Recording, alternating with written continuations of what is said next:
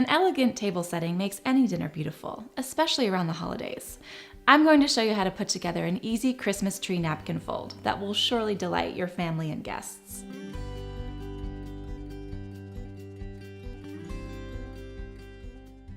To start, we're going to fold the napkin in half, smooth it out, and then we're going to fold it a second time.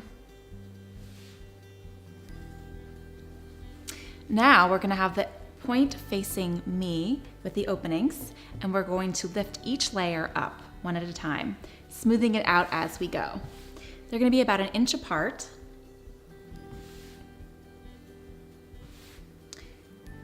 Then we're going to hold it together and we're going to flip it over. Now we're going to take each corner and we're going to fold it onto itself so we have a second triangle. Smooth that out so it's nice and flat and you have crisp edges.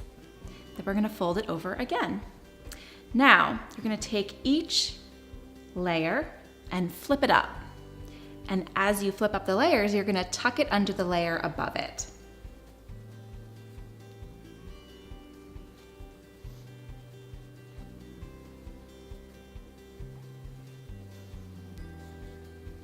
And that's it. We're going to smooth it out nicely.